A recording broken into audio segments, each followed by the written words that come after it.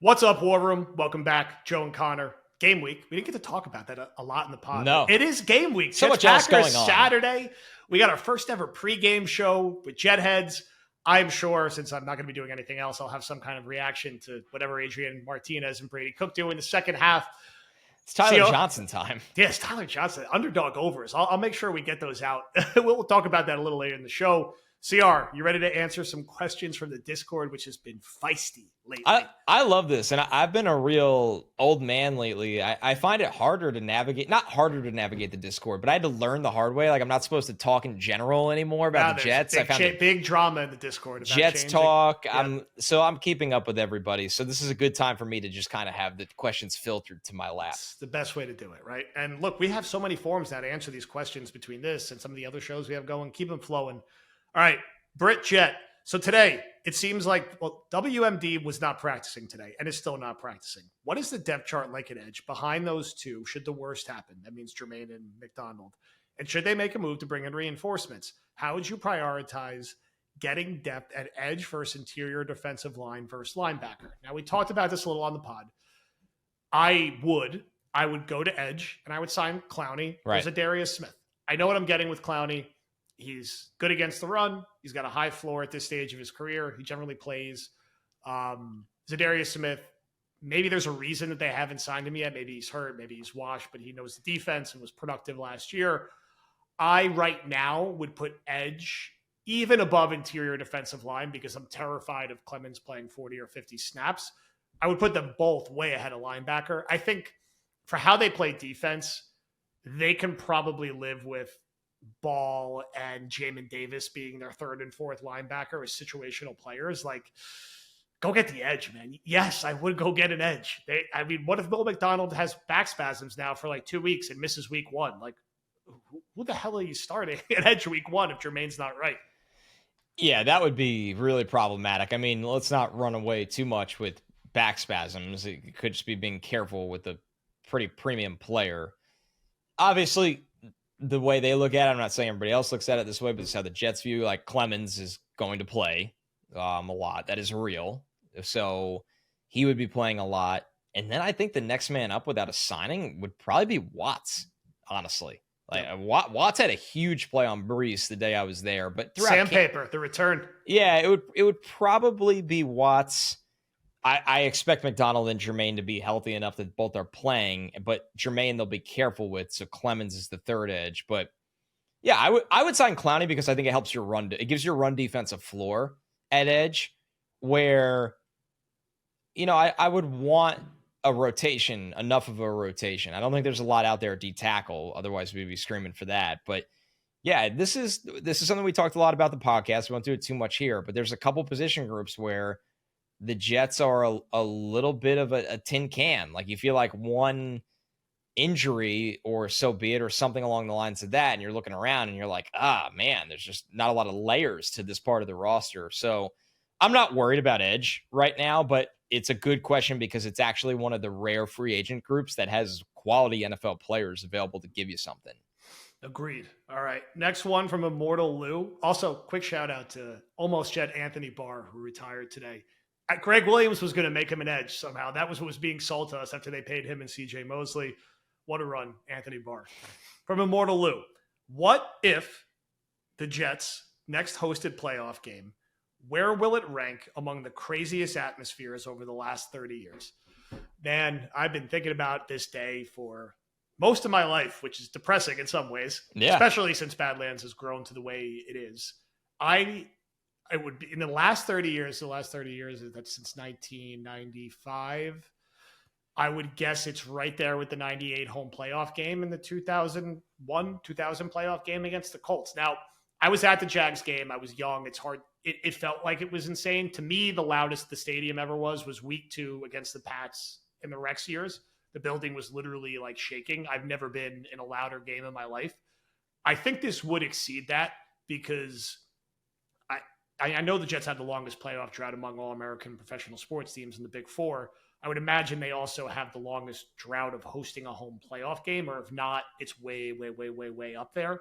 So, I mean, let's say the Jets are playing wild card weekend and they're hosting like Saturday night at 8 o'clock. Like I'm probably there at 4 a.m. I think I'm just living in the parking lot all day with everyone. Like I will, doesn't matter what will happen. I will be there. And I would imagine many people feel the same way because you know how infrequent they are. I could tell you when I left Jets Jags when I was 11, I didn't think that would be the last Jets home playoff game I was at. I'm 38 recording this podcast. So I think it would be absolute pandemonium at that game whenever it happens and easily have the number one spot of the past 30 years, which again, the loudest game I've been to was a regular season game. It was week 2, 2009 when they upset the Pats with Rex.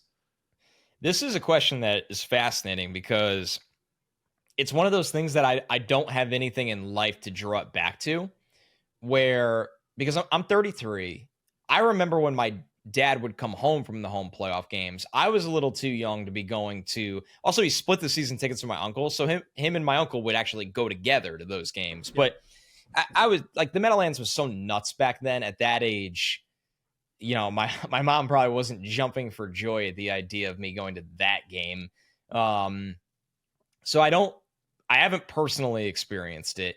The only thing I can think of it in comparison in my life is I remember in 2014 when I went to Mets Dodgers playoffs at Citi Field, and I had been going to Met games my whole life, and I had been going to Citi Field since it opened. But when I walked in, and this was after Chase Utley broke Ruben Tejada's leg, so the atmosphere was very intense from New Yorkers. But I remember when I walked in and I was walking through it, like to get to my section, I was like, I didn't know this building could be like this. I just never knew it could be like this, where it felt like something that you couldn't draw the comparison to anything. It was like, oh, Citi Field can be loud and shaking and crazy, and New York is unified as a playoff rooting town right now, where that's what the Jets would be like. I don't know what MetLife could be like during that. I don't know what a Jets home playoff game could be like. I know that, like at SNY, we would have to do the pregame show in the parking lot. I know that for sure. But yeah, there's just so many you don't know. So where I align with you, Joe, where it would be unbelievable, number one, because we know this about the Jet fan. Like, say what you want with what's gone on for the team for so long. When there's even a glimmer of hope, the Jet fan is so bought in. It's actually remarkable how bought in the Jet fan is, where other fan bases, it's easy because it's a little bit of a curse of expectations. But, you know, I see it all the time. Like, Yankee fans have a lot of fatigue right now. I'm a Rangers fan. There's a lot of fatigue right now with the fan base towards everything about the organization. I know for the Islanders for a while, there was a lot of frustrations that with the front office they had previously that nothing was ever going to get better. It's just with the Jets, you have to give them like the fans a little bit of a different credit that they have been given the worst hand. The worst hand. A lot of seasons are hopeless.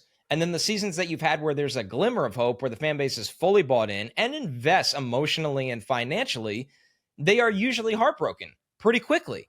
So I think that is why it would be pretty special, because there haven't been a lot of moments in my lifetime where the Jet fan has been able to puff their chest and be like, it's our time in town right now. That's why 2009, 2010 were so unique. But we talked about this on the regular pod this week. 2009 was not a good season. No. It was a good moment in the playoff for a couple stretches. But that season, we were never like, wow, this is amazing right now. It was more the playoffs that got hot. And then 2010 was a lot of fun. So, yeah, there's nothing you can compare it to. And, man, I just hope it happens sooner rather than later, because it actually doesn't feel – it feels a little bit of a myth or a mirage at this point, if I'm being honest with you. It's hard for me to fully digest the reality that the Jets host a playoff game. I agree. It's just been too damn long. I will say I expect week 1 this year. 1:00 kickoff against Rodgers. Nice weather, God willing. You've seen him moving around? What? I saw a clip of him moving around in training camp. I've heard it's been pretty rough. He looks awful. I don't want to overanalyze training camp, to be fair with what we're doing with Fields, but how you move is how you move. I mean, like somebody can analyze me walking to my car out of my house. So. I've read nothing but putrid things out of their camp. I know Broderick Jones is struggling. I know Rodgers has been struggling. I don't want to get too cocky because it's the Steelers compared to the Jets. But I will say, like, Steelers fans, like, chanting, like, fuck the Jets, like, how the mighty have fallen.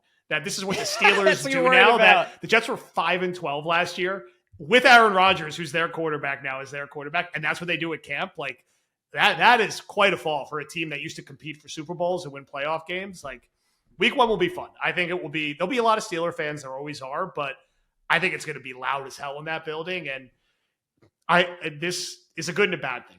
My early take is the Jets are going to come out with their hair on fire, win that game, and then they're going to get the shit kicked out of them like the following two games, like as like a come down. Would you sign up for that right now? Yes, I would. I would too. 100%. I would too. I'll take the 38-3 loss week 2 to Buffalo, and we'll see what happens in Tampa. But if you get that week 1 win, it's worth it.